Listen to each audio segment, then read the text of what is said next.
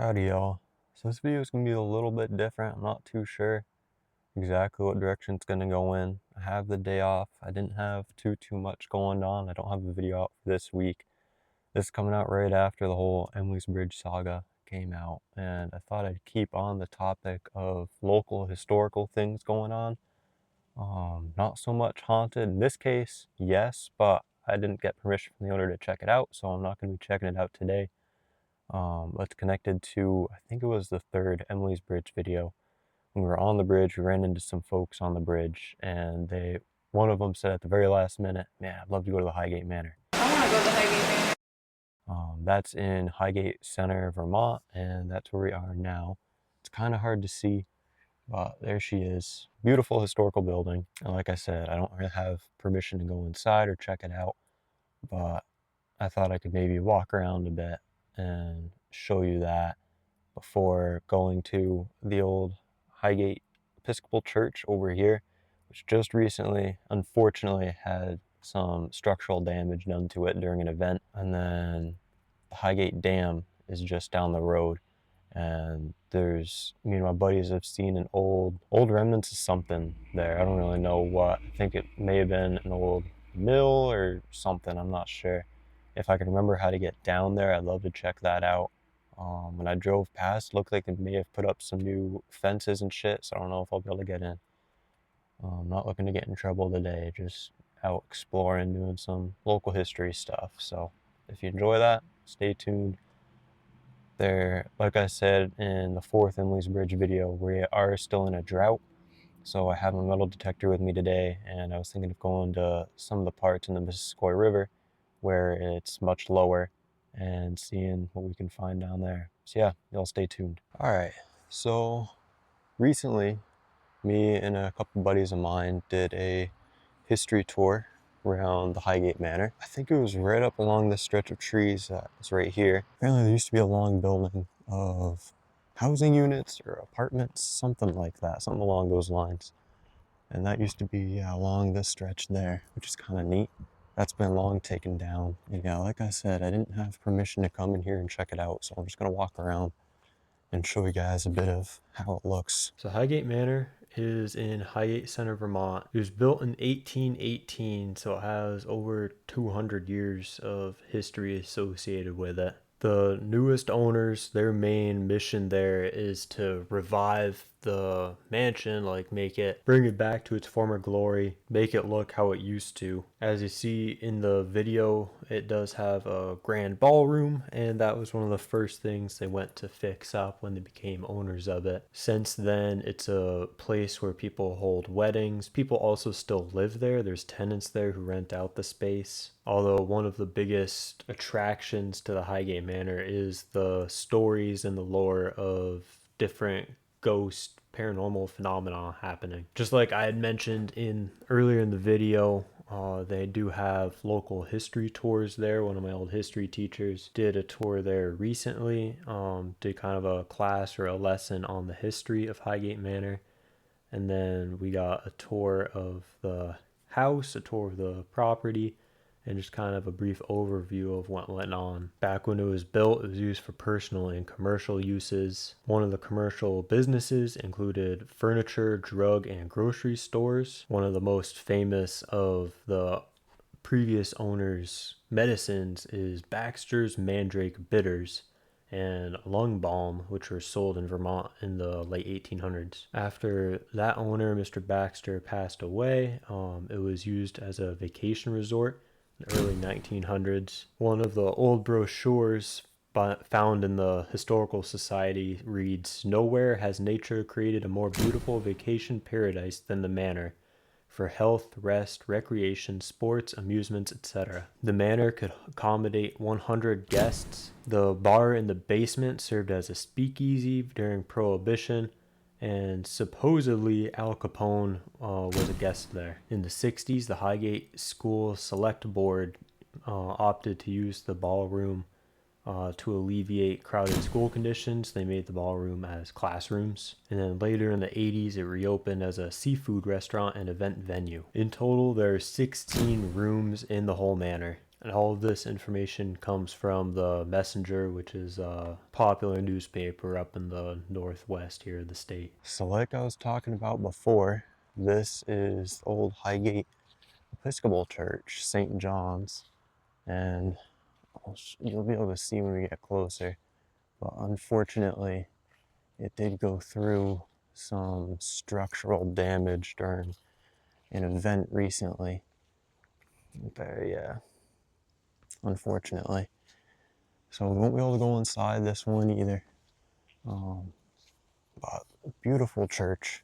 I'll chuck up some pictures of the inside if I can find some online. So St. John's Episcopal Church is known as the Mother Church of Holy Trinity, which is this church in Swanton. Its wide weekly use as a place to congregate for church has been interrupted due to the pandemic, and then it also needed a new roof. That new roof is unrelated to the repairs I mentioned in the video where due to another unrelated event, there was a beam that was shoring up one of the floors, like floor joist, and it collapsed, causing the floor to become unsafe, and it had fallen in a little bit. St. John's Church was built in 1829 to 1830, and the vestry room was added in 1835. In 1836, it was decorated with a bell, as well as a couple of other gifts by Heman Allen, I'm not too sure how to say his name, who is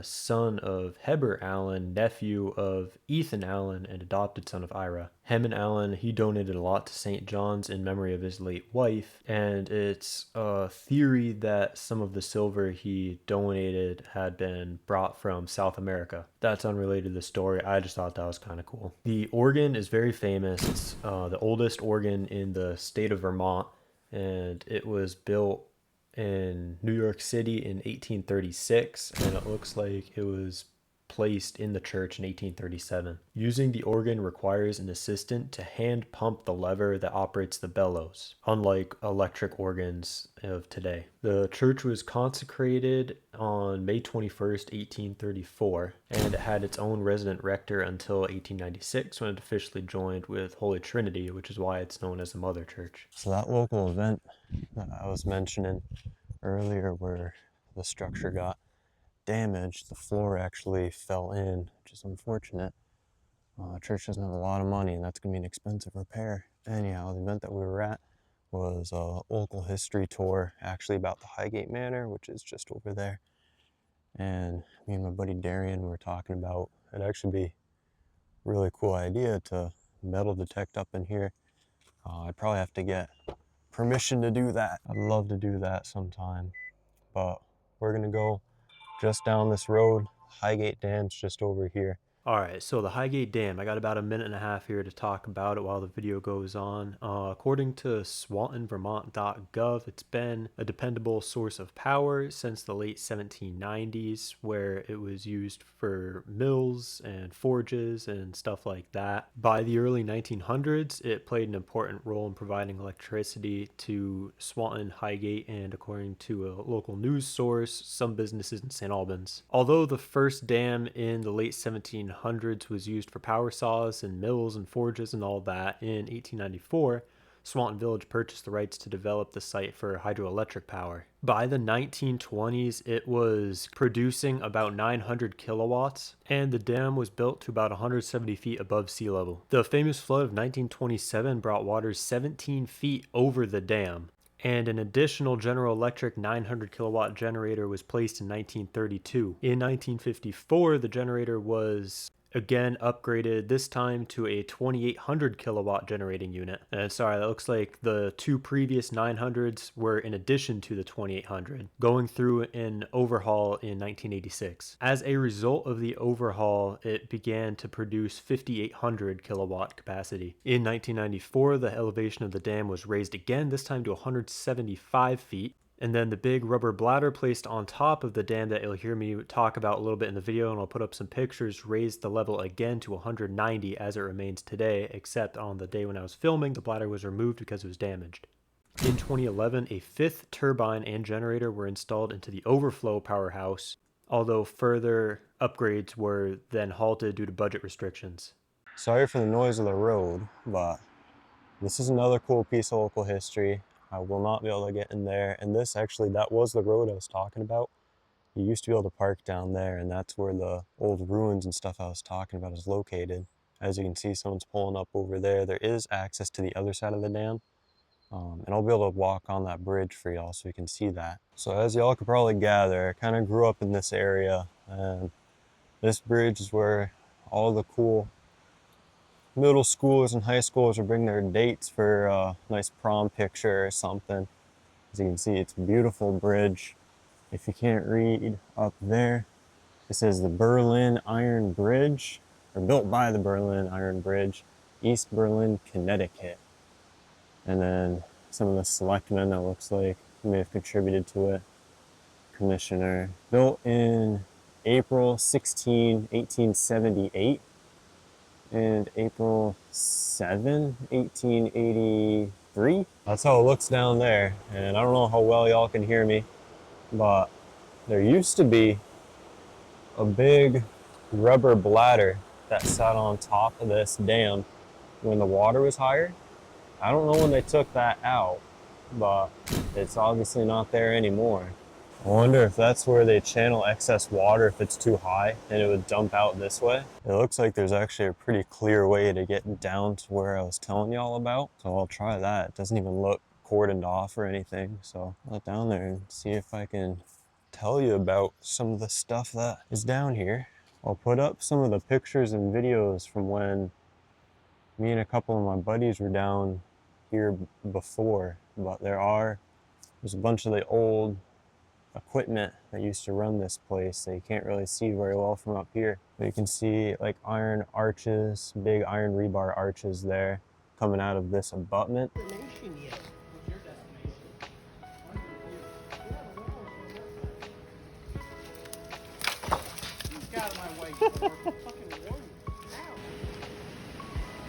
mean, it's barely even rusted away. That's insane.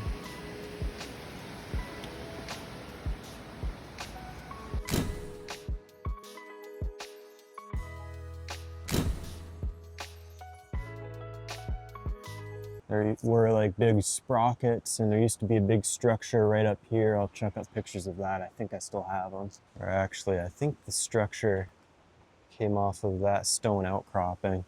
I don't really remember very well. Yeah, that's it actually.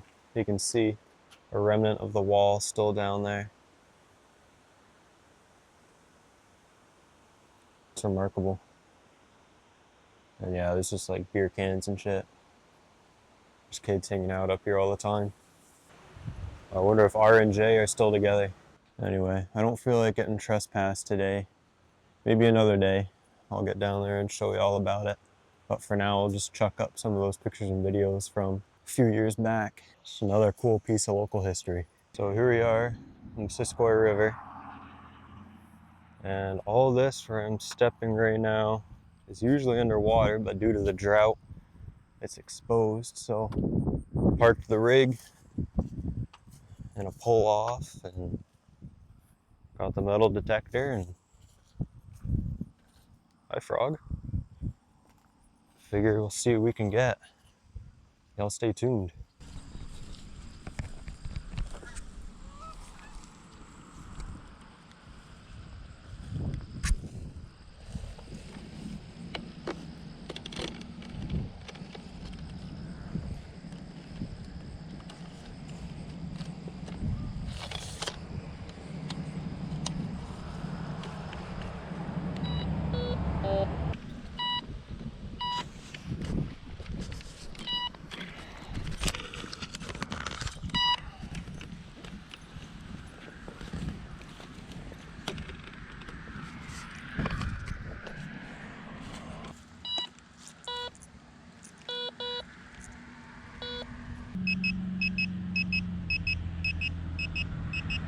Oh, it's dead.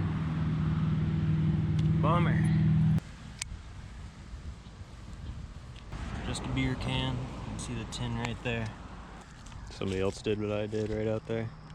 You can see their footprints.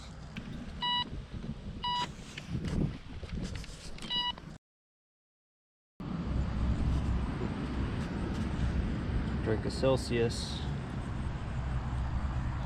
Nothing yet. So unfortunately, I think something's up with my detector. I gotta look at the manual.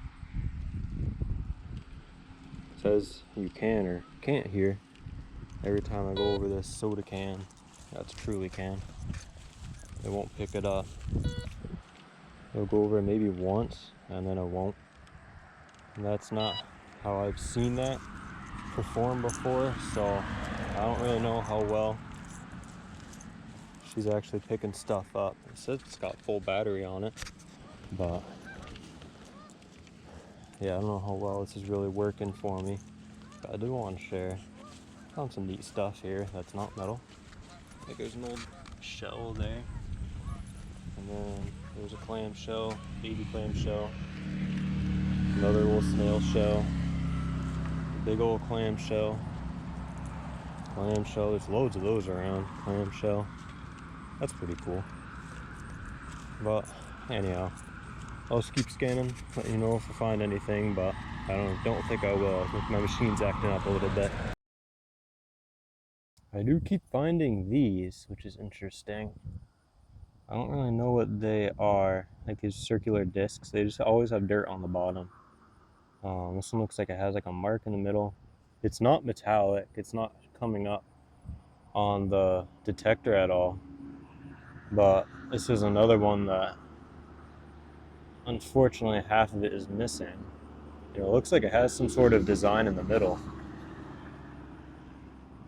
I don't really know what they are. They do crumble very easily. That's what happened to that one. I'm not sure if it's some sort of natural phenomena, but I've always just seen them popping up on the surface here and there. If I find another one, I'll show y'all before I pick it up. I don't know what to make of that.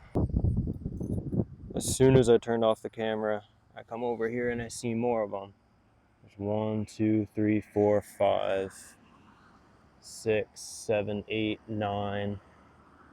Yeah, check these out. I haven't picked these ones up yet. I don't know what the fuck they are. They must be natural. There's a shitload of them around.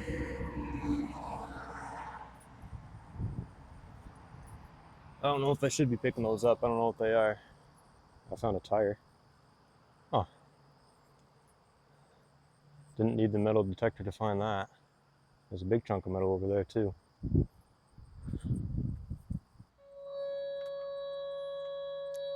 We got something there. Yeah. Just the piece T. I think that's my knife now. Alright. I think I'm gonna head back. I don't know if the mic can really pick up the detector too well. But whereas before it wasn't hitting on anything, now it seems to be every other swoop it's hitting something. So the last few that have sounded good just ended up being some cans. So starting to get a little bit dissuaded. Where I'm obviously by water again, so it's getting a little mushier. And yeah, just really finding cans. Everything that sounds like it should be coins, like that tone should be coins, just turns out to be cans. So I'm getting a little hot and it's getting mushy, and yeah, my machine's acting up. So I think I'm gonna head out. Sorry I didn't find anything too crazy for y'all. To try to describe it a little bit better for y'all, this is, I have my detector on, there you go, PowerPoint mode, or not PowerPoint, fucking pinpoint mode. And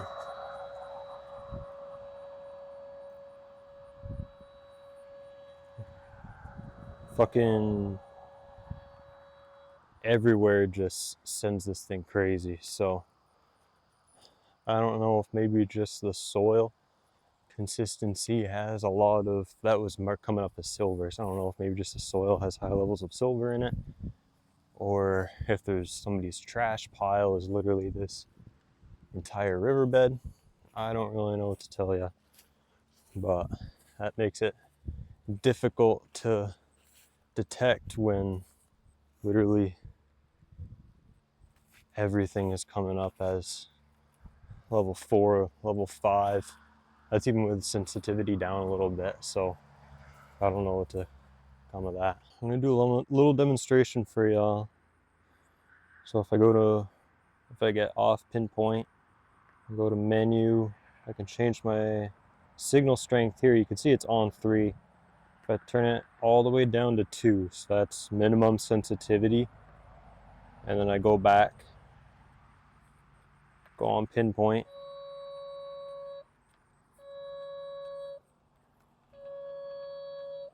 everywhere on the ground is like this, and that's at minimum sensitivity. Wherever I go, I'll go up this little hill here. Again, this is still in the same riverbed. Oh, there's a frog. Hi, frog. Everywhere. Why is it doing this? This makes it hard to detect.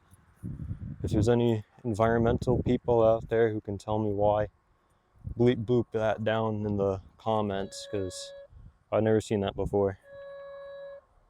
But here's a can on the floor. So it does work, but it just seems to be the default metaliness of this dried up riverbed is very high. I don't know why that is. If y'all do come down here, make sure your sensitivity is really low on your detector, so it might actually be able to find what you're looking for. And then don't do what I did over there and try to stay on the sides of the riverbed. When it's a little grassier like this, it's okay, but when it turns mucky in the middle, not even mucky, it looks dry, but then you go out there and it's not dry. So stay where there's grass, stay on the sides of the riverbed, and you'll be okay.